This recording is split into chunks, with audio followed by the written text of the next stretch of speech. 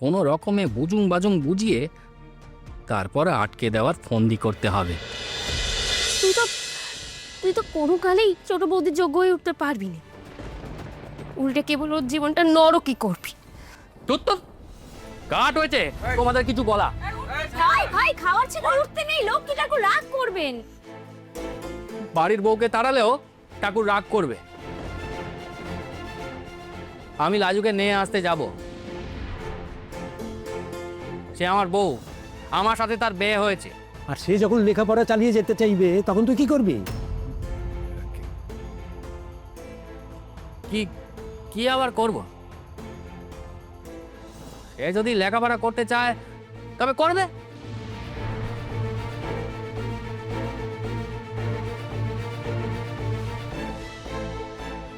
তুই ওকে লেখাপড়া করতে দিবি? হ্যাঁ, ডাক্তারি পড়তেছে। অমন হুটহাট করে লেখাপড়া ছাড়া ঠিক হবে না। বাবা, তোমার নিজের কানকে বিশ্বাস হচ্ছে না? এই যে ভূতের মুখে রাম নাম শুনছে জানো?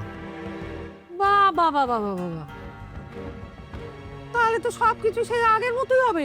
তার মানে ওই মেয়ে এই বাড়িতে এসে আমারই বুকের উপরে বসে আমার দাড়ি উপড়াবে। তো সেইটাই যদি হবে তাহলে অত হুজুত করতে কেন গেলি বাবা? মেয়ে মুখো ব্যাটা ছেলে কোথাকা। ওরে শোন, এই গ্রামের লোক তোকে আজ দুয়ো দেবে, কাল সব ভুলে যাবে। তখন ড্যাং ডেঙিয়ে নতুন বউ নিয়ে ঘরে আসবি। আরে বাবা, যা হয় না সে নিয়ে কেন কথা বলছো মা? ডিভোর্স ছাড়া আমি আবার বিয়ে করতে পারবো না। ওমা, তো ডিভোর্সই কর না।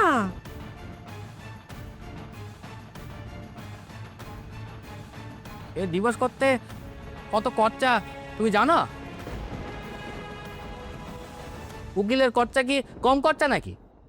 তখন তো আমাকে বলবে যে উকিলের খরচা আমি দেবো না। তখন আমি কোত্থেকে টাকা জোগাড় করবো? উকিল লাগবে কেন? তুই যখন বিয়ে করেছিলিস তখন উকিল লেগেছিল? তাহলে বিয়েটা যখন ছাড়াতে যাবি তখন কেন উকিল লাগবে? লাগে লাগে, সে বিরাট ঝকমারির ব্যাপার, কোর্ট কাচারির ব্যাপার। বাপরে বাপ, বাপের কালে এমন শুনিনি কো। বিয়ে আমার, বউ আমার, আর তাকে ত্যাগ দিতে গেলে উকিল লাগবে? কোর্ট কাচারি অবধি হবে? আরে অত কিছু হবে না গো। সেসব হওয়ার আগে আমি রাজুকে নিয়ে আসবো। ভুল যখন আমি করেছি তখন সে ভুল আমি ঠিক শুধরে নেব। তবে হ্যাঁ, একটা কথা আমি তোমাদের সকলকে বলছি, সে এ বাড়িতে এলে কেউ তাকে কোনো খারাপ কথা বলবে না। সে যেন বোঝে যে যা যা জুট ঝামেলা হয়েছে সেইটে হোক, আমরা কেউ চাই না। সে যেন এসেই যাওয়ার কথা না বলে।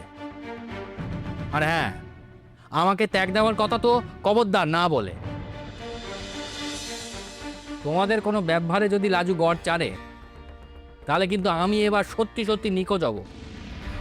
সোজা ট্রেনে গিয়ে সত্যি সত্যি মাথা দেবো, এই আমি বলে রাখছি। রে বাবা রে বাবা, এই ছেলে আবার কি সব কথা বলছে তুমি শুনেছো? আমি কালে ভাবছি ওর মাথাটা এমন করে চিবিয়ে চিবিয়ে কে কাটছে। থাক থাক থাক, আর রঙ্গ করে কাজ নেই। আমরা কেউ তোর বউকে খারাপ কথা বলবো না।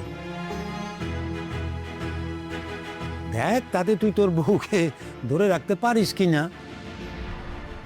ঘরের বউ আর গোয়ালের গরু খুঁটি একবার উপরলে না, ধরে রাখা যায় না। কিন্তু আমাকে তো যেমন করে হোক লাজুকে ধরে রাখতে হবে। এখন নিয়ে তো আসি, কোনো রকমে বুজুং বাজুং বুঝিয়ে তারপরে আটকে দেওয়ার ফন্দি করতে হবে।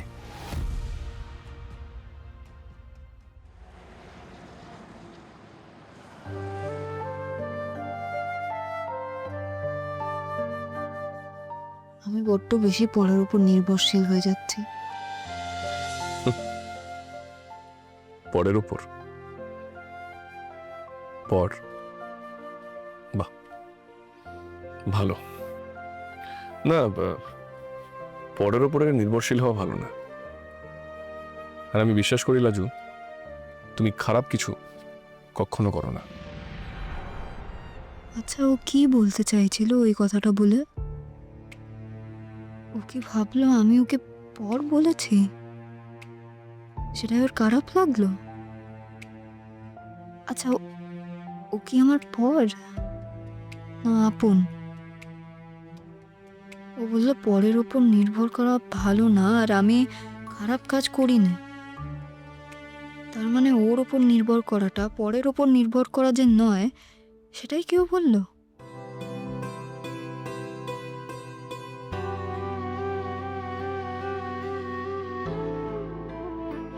ঠাকুর, এই মানুষটা কেন আমার সব কিছু এমন করে গুলিয়ে দেয়?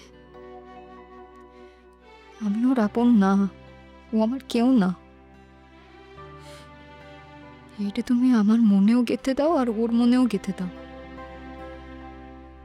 তুমি জানো লাজু, এই যে তোমার মনের মধ্যে এমনটা হচ্ছে, যে অস্থিরতা, এটাকে কি বলে?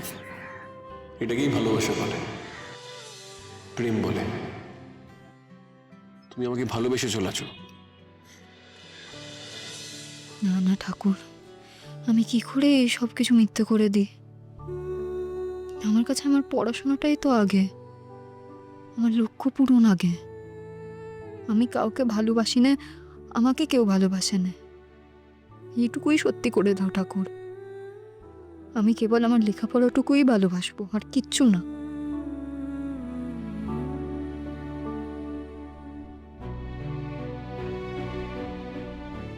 আমার কষ্ট হয় ওই লোকটার কথা ভাবলে। আমি কষ্ট পেতে চাই না। ওকে তুমি আমার মনের মধ্যে থেকে সরিয়ে দাও ঠাকুর।